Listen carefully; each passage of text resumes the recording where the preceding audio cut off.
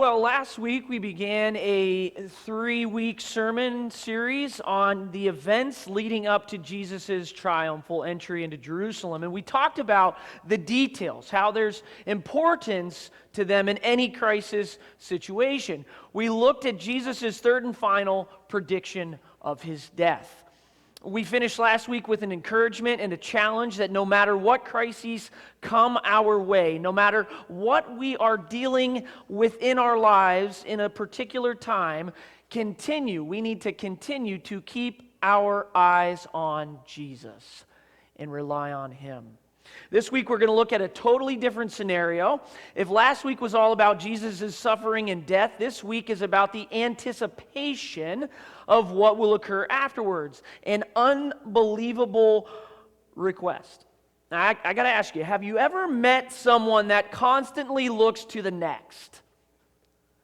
They just constantly look to the next. They get all excited about the next event, the next opportunity, the next chance. You know, it was James who wrote in his letter, chapter 4, verse 13 and 14, "Now listen, you who say, today or tomorrow we will go to this city or that city, spend a year there, carry on business, and make money. Why, you do not even know what will happen tomorrow. What is your life? You are a mist that appears for a little while and then vanishes." You see, James rebukes them for looking forward to the next thing, as if they are prideful in their expectation and anticipation that goodwill and fortune will come to them no matter what happens. Now, as you know, 1 John in 2:16 and 17, it says, "For everything in the world, the lust of the flesh, the lust of the eyes, and the pride of life comes not from the Father, but from the world. The world and its desires pass away, but whoever does the will of God lives forever." Now that last phrase, the pride of life, it gets me every single time. Well, what's happening here when he says the pride of life? It's boasting. Boasting. It's as if there is this anticipation of something better, something greater, something more suitable. But regardless of the inherent goodness or of a request or an expectation, we tend to wonder whether it's appropriate. Think about it. What kind of requests have you made lately?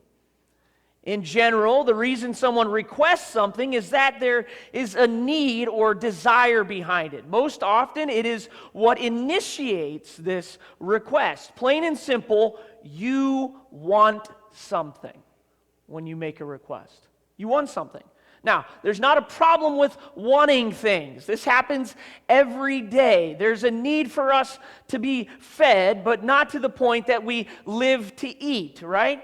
There's a need to keep ourselves well kempt. We wash our clothes and take showers and keep up with our personal hygiene, but not to the point that we're purchasing designer brands or excessive attention to our outer appearance, making sure that we have the latest perfumes, colognes, or accessories. There's a need for us to stay active and fit and healthy, but not to the point that we're in the gym every single hour on end or listening to the latest podcast on self-help, hobbies out the wazoo because there's not much time for anything else. You see, there's a need for us to be mindful and aware of the latest ideas and beliefs and philosophies, the news to a certain extent, but not to the point that it consumes our thoughts and attention most of the day and maybe even nights. Or to the point where that's what we go to first for advice, input, clarity, or direction. I say all this to recommend taking all of these things in moderation. Okay, where were we? Talking about requests usually feed into our needs and wants and desires. From sports to relationships to family to career, the more time and effort and energy that you put into something, the default request is that it benefits you in some way or another. It makes you more disciplined. It keeps you entertained, the enjoyment factor of it all. It's all good. It grows your social and relational skills. It fosters friendships and a sense of affirmation and inclusion. I mean, I can't really think of anyone, right, that signs up or becomes a part of something without wanting to see what's in it for them. Again, this is inherently not bad, right? No one in their right mind wants to ever waste time or energy or money on something that doesn't make a difference. So, our requests usually stem from a deep-rooted need, want, or desire. But how do we separate any of those from each other? Well, needs are pretty important, right? Needs are important. We label them needs for a reason. Typically, we cannot live without them. A want and desire are the most similar, though, but still, I think there's a difference in depth and severity. A desire is a longing or a pursuit, a seeking after, whereas we can be temporarily motivated by a moment.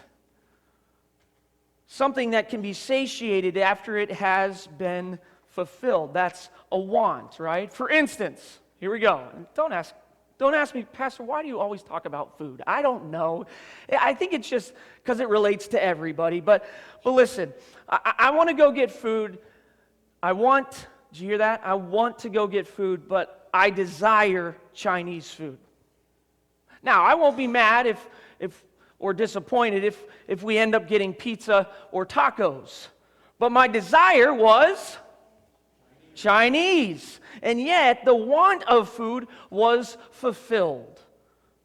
The want of food was fulfilled. Proverbs 13:12 states, "Hope deferred makes the heart sick, but a longing or a desire fulfilled is a tree of life." And so today we're going to look at the second event that leads up to Jesus' triumphal entry. This is the second situation that we find Matthew and Mark both record in each of their Gospels. They both have similarities, but there are a couple differences. So with that being said, please turn with me into your Bibles to Matthew 20, verses 20 and 21. Matthew 20, verses 20 and 21. First part we're going to look at is the third wheel. Anybody in here been the third wheel before? Yeah. The third wheel.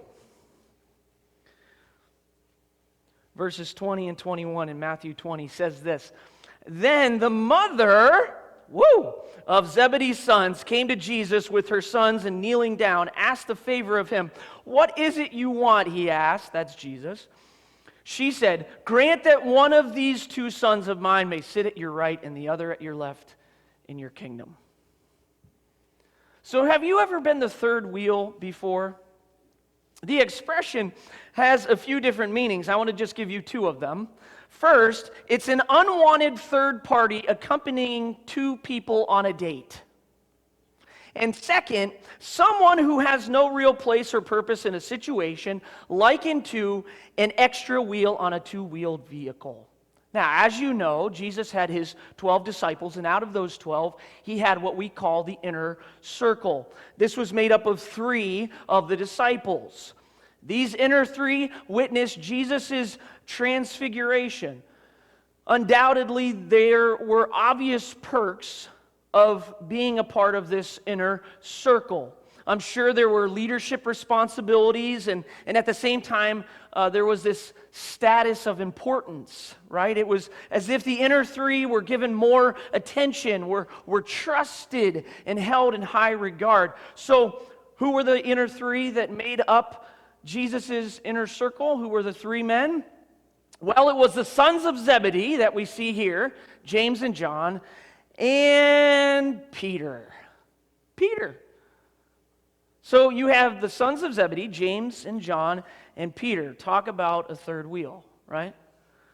So that's why this request is so interesting. According to Matthew's gospel here, the main difference between Matthew and Mark's is that Matthew admits that this request that is given was actually by the mother of James and John. She's the one that actually approaches Jesus and asks or requests a favor, this unbelievable request. Again, thinking back to the third wheel, their very own mom. Doesn't hit anybody? Okay. Now, of course, let's be honest. As parents, we want the best for our children. But there are two extremes to parenting that studies have found to stunt the growth and health of children. The first is the helicopter parent. The helicopter parent. When you see a police chase on TV, more times than not, there's a helicopter that is following closely, right? A helicopter parent is a parent who is closely involved in their children's life and tries to control the choices and the outcomes too much. So that's one extreme. The other extreme is the free-range parent. The free-range parent. Free-range parents pretty much give all and any freedom to their children because they believe that it gives them independence and brings about self-reliance. Now, this usually tends to bring about a sense of self-sufficiency while not having to rely on anyone else. This may be as simple as walking to school alone, or even riding public transportation alone, or shopping and going places by themselves. But if you ask me, obviously, we're talking about extremes here. There has to be a healthy balance. But judging by Matthew's account, it sounds as if James and John's mother suffers from helicopter parenting, or at least was drawn by that fact. But think about her request for a moment. The idea of sitting at Jesus' left and right was a place of honor and dignity. It showed favor and blessing. But listen, there's only two spots, people. Only two. The left and the right. No more. So referring back to the inner circle, the three disciples that were closest to Jesus, James, John, and Peter, well, then that would mean someone was going to be left out. Undoubtedly, somebody was going to be left out. And the mother of the sons of Zebedee is pretty much focused on her boys. Let's be honest. Nothing else, no one else really mattered at this point. She wanted assurance from Jesus, a desired request fulfilled, as if she's saying, hey, Jesus, if you're going to pick two people, can you make sure it's James and John? And the fact that Matthew records their mother making this request just adds even more weight to it, right? What's interesting is it seems as if she now becomes the third wheel. But I want to point this out. Let's not overlook the fact that she comes and kneels before Jesus before she makes her request. That's interesting. But even still, there have been moments in your life when someone has made a request and you thought to yourself, you can't be serious. Right? Come on. Somebody's made a request from you and you've just looked at them like a deer in headlights and been like, what? Are you kidding me right now? I mean, there have been some pretty off-the-wall requests that I've even heard before, or even made. And sometimes we wonder, did they really just ask that? Right? We question the logic or the intention behind the request. I mean, this seems like a pretty bold favor to ask from a mother that isn't even known by first name basis. She isn't even known by first name basis. She's just known as the mother of the sons of Zebedee. Maybe it was to hide her embarrassment. Regardless, this is an unbelievable request. Okay, now turn to Mark 10, 35 through 37. We're going to look at the same passage, but from Mark's vantage point. Mark 10, 35 through 37.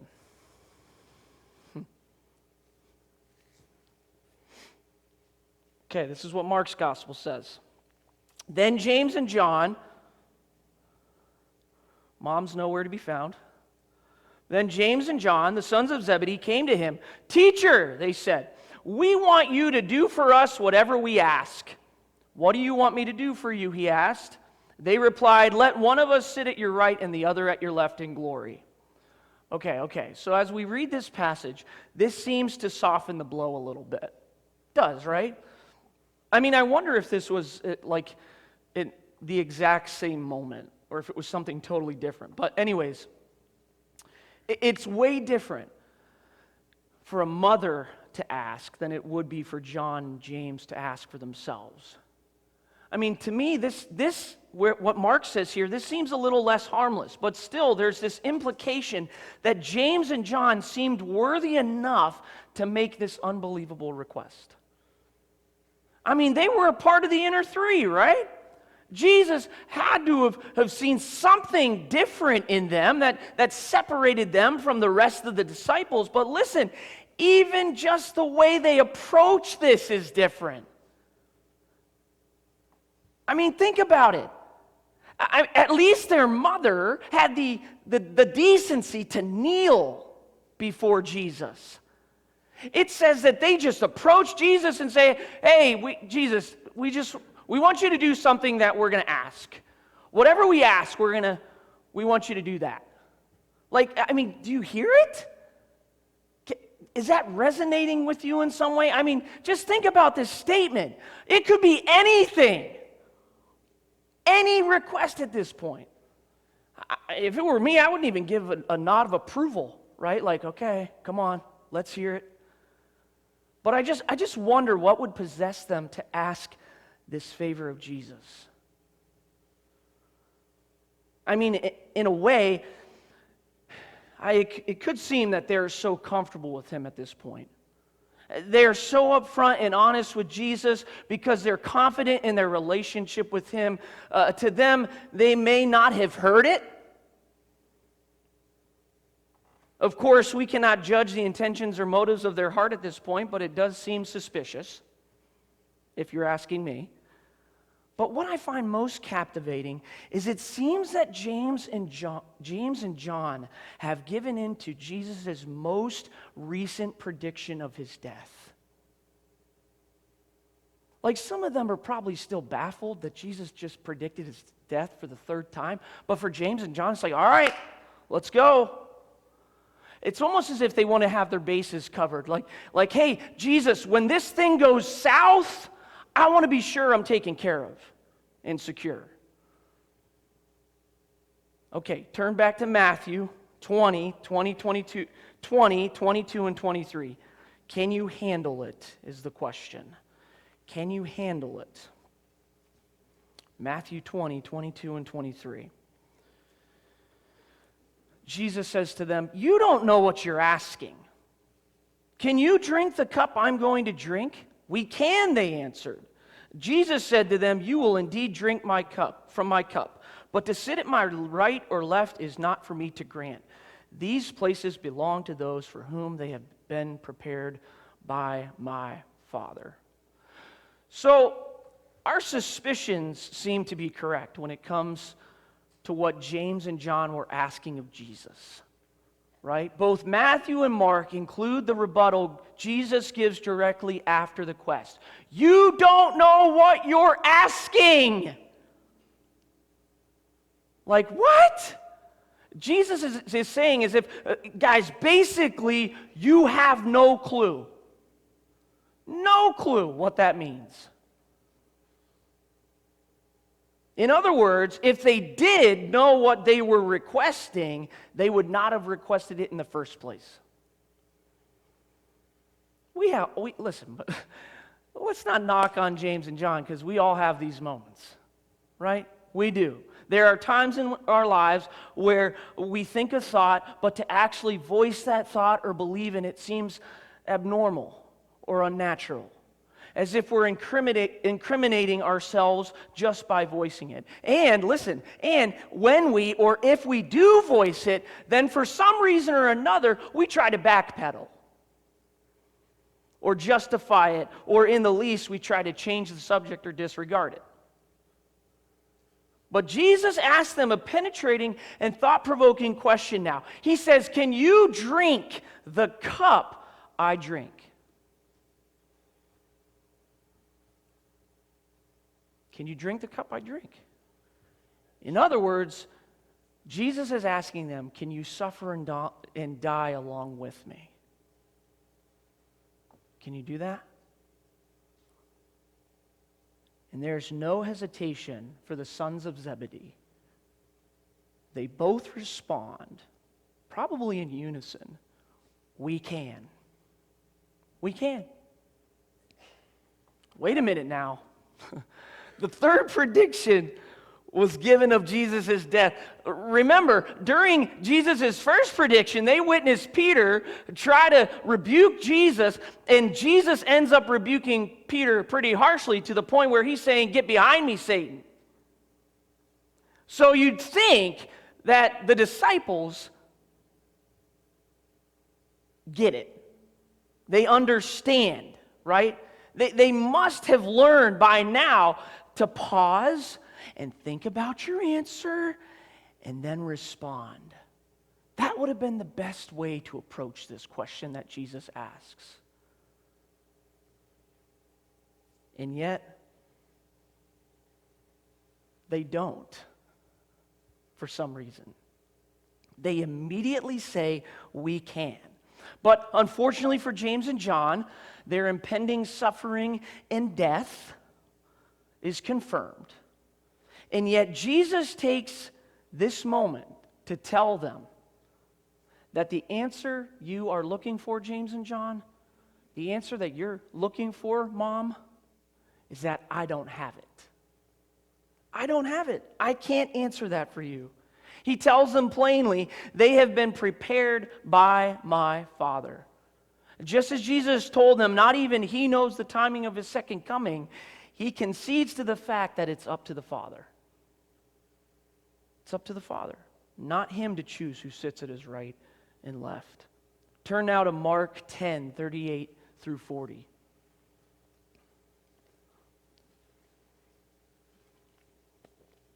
Mark 10, 38 through 40.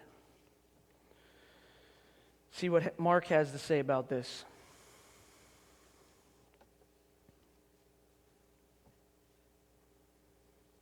It says, "You don't know what you are asking," Jesus said. "Can you drink the cup I drink, or be baptized with the baptism I am baptized with?" "We can," they answered. Jesus said to them, "You will drink the cup I drink and be baptized with the baptism I am baptized with, but to sit at my right or left is not for me to grant. These places belong to those for whom they have been prepared." You know, there's one small difference in detail that Mark shares that Matthew does not record. It seems to put a little bit more devotion and trust towards James and John in regards to them following Jesus. Jesus not only asks, can you drink the cup, but also, can you be baptized with the baptism I am baptized with? But what does Jesus mean by baptism here? We just baptized a couple people last month. Is that what he's talking about? No. William Lane explains it thoroughly in his commentary by stating this. In popular Greek usage, the vocabulary of baptism was used to speak of being overwhelmed by disaster and danger. Jesus understood that his baptism expressed his solidarity with sinful men and signified his willingness to assume the burden of the judgment of God. The baptism which he anticipates is the death upon the cross in fulfillment of his messianic vocation. You see, when Jesus speaks of the cup in baptism, he speaks of the suffering that he would endure and the death that he'll face on behalf of all humanity. In hindsight, we know that it's John who's at the foot of the cross, watching Jesus' crucifixion unfold. And something incredibly interesting happens. Jesus tells John to look after Jesus' mother Mary. Which makes me wonder, with the detail that was given by Matthew about James and John's mother coming on their behalf for James and John, would this have impressed Jesus to the point that he's left to look after Mary, that John's left to look after Mary? I mean, regardless, Jesus' immediate response would bring about a pretty vulnerable moment that this was indeed an unbelievable request. Third, turn to Matthew 20:24. Matthew 20:24. Know your audience. Know your audience. When the 10, remember there's 12, right? When the 10 heard about this, they were indignant with the two brothers. It's common sense, right? I mean, it's kind of laughable if you ask me. Have you ever been caught chatting with someone about someone else and the very person that you're talking about just happens to enter the room? Awkward. Or they overhear the conversation for themselves? Listen, if you're asking me, I'm sure, I don't know, I just think they would have taken Jesus they would have taken Jesus aside. But it seems for Matthew and Mark that it may have been right in front of everyone else, out in the open for all to hear. And to say that the other 10 disciples were unhappy, like frown face, that's like an understatement. I mean, think about it. How would you feel? If you knew everyone was vying for these two positions, you'd want to probably elevate yourself in a way to make sure that you're picked, right? I mean, come on. What about Andrew? He's the first disciple Jesus called. He's the one that brings the boy and suggests his lunch to feed the 5,000. I mean, he's Peter's brother, for crying out loud, right? He even was the one that brought Peter to Jesus in the first place. Or what about Philip or Bartholomew? Certainly they were qualified. At this point, it seems that every single disciple had a fair chance. There was not just one or two of the inner three that could sit at Jesus' left and right, but any of the disciples. All right, turn to Mark 10:41.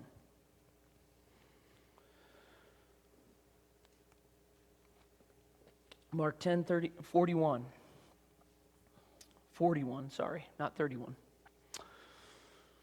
When the 10 heard about this, they became indignant with Jesus and John.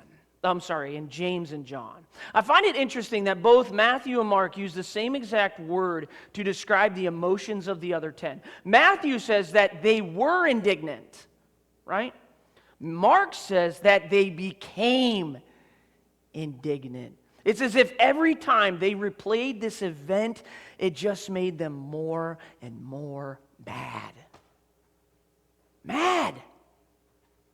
Over and over, they would rehearse what was said, who said it, the request in general. Come on, you all know that we all do this, right?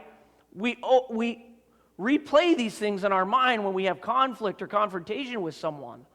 How it could have been changed, or how it could have been different, or how I could have said this, or how they could have done that, right? Or not done that. I mean, they're probably reciting it under their breath, or maybe even with a condescending tone like, let one of us sit at your right and one at your left, Jesus. Who do they think they are? And here's something else that I wonder at this point. From this point on out, what was the morale like?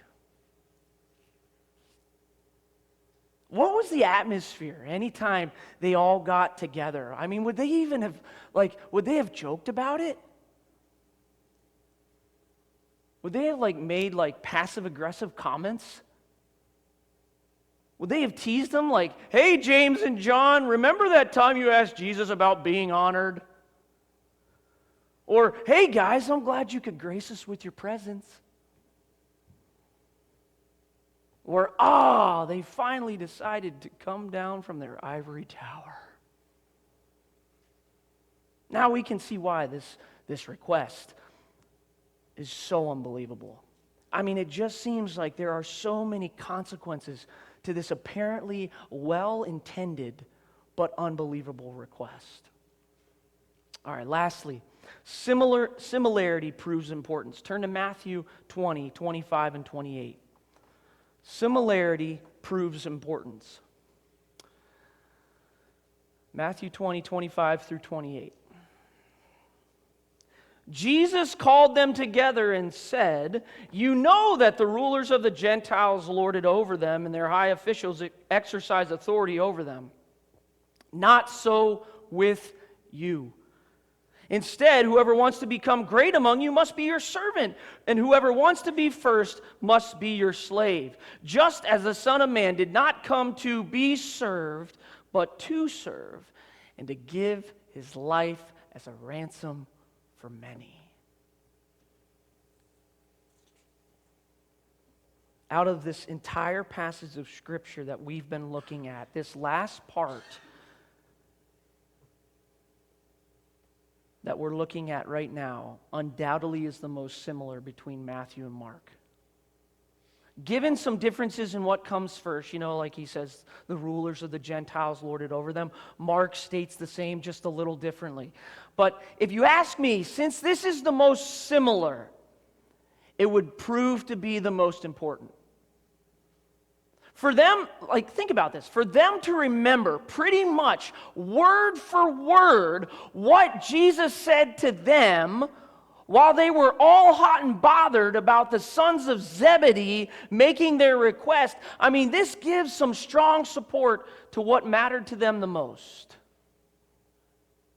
Now, we could say that Matthew and Mark wrote this down, possibly as a see moment to try and put James and John in their place. But really, Jesus wasn't fazed by it.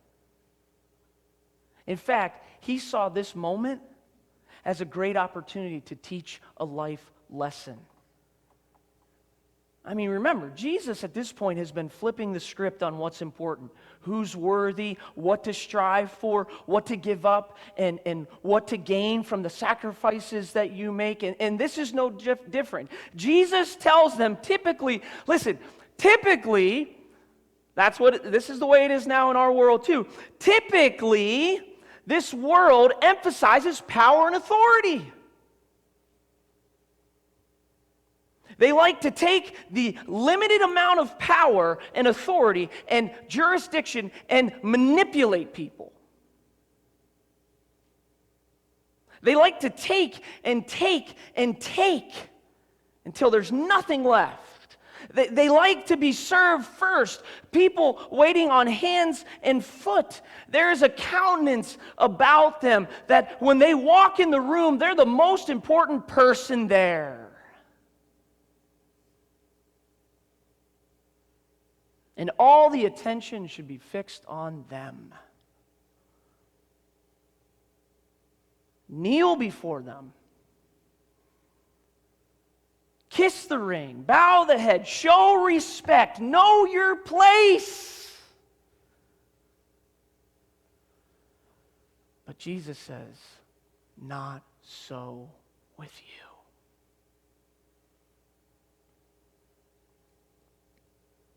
Proverbs 27, 1 and 2 says this, "Do not boast about tomorrow, for you don't know what a day may bring." Let someone else praise you, and not your own mouth.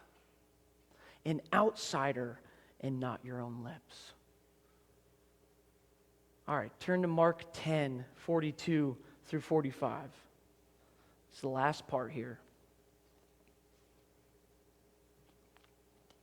Jesus called them together and said, "You know that those who are regarded as rulers of the Gentiles lord it over them, and their high officials exercise authority over them. Not so with you.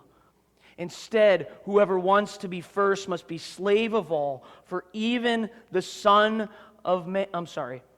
Instead, who wants to become great among you must be your servant, And whoever wants to be first must be slave of all. For even the Son of Man did not come to be served, but to serve and to give his life as a ransom for many.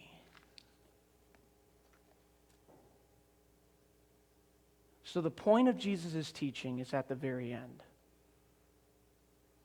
To me, this seems like an incredible mic drop moment from Jesus. It's as if when Jesus says this unbelievable request that is from James and John, it's already been forgotten. It's already been forgotten. The harsh feelings and the anger that ensued has trickled into this curiosity and a genuine desire at this point to hold on to Jesus' every word. There's no time for daydreaming. There's no distraction. Just simply the disciples learning from their teacher, their Messiah, their Lord. And if Jesus didn't come to be served, but to serve, and not only that, but to give his life as a ransom for many, then what they've been talking about and arguing about and asking doesn't mean anything. It carries no weight of importance. It's not about acquiring power and authority and control. Jesus is saying, no, it's actually about releasing all of the control to the one who is in control.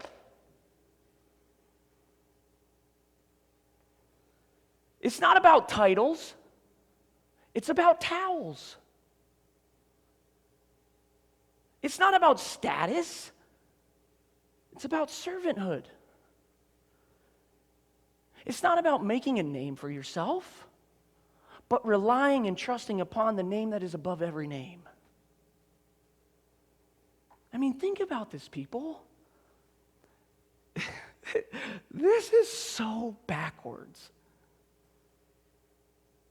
This is so countercultural. Not just back then, but today. In the world, in the culture that we live in, this doesn't make sense at all. In fact, it sounds insane. Why would anyone do this? Why would someone will themselves or desire themselves to be someone else's servant? You see, to the world, greatness is not found in serving others. Greatness is about achievement and success and popularity and position and power and fame and fortune. And that's exactly the opposite that Jesus suggests to his disciples here. Listen, don't strive after or look towards the betterment of yourself. Seek to serve others. Seek to surrender all you have and all you are to God, because listen, Jesus is what makes everything great.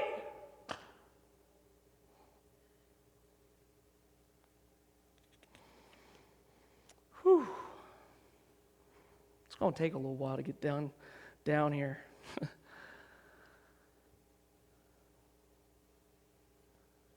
So this unbelievable request turns into a believable life lesson for the disciples. See, what started out as something that would seem no one should ask, let alone think about, Jesus says, listen, you've got to not only think about this and voice it, but you've got to live it out. It's not about being devoted to your most wanted desires. Instead, it's about being surrendered to God's will and desires for yourself. Paul gives a doxology in Ephesians 3:20. Now, this is the way I want to close. He says this, now to him who is able to do immeasurably more than all we ask or imagine. Immeasurably more. According to his power that is at work within us. Paul really puts it into perspective here. That the heart and desire for each one of us from God that it goes way beyond what we can ask or imagine. Would you pray with me?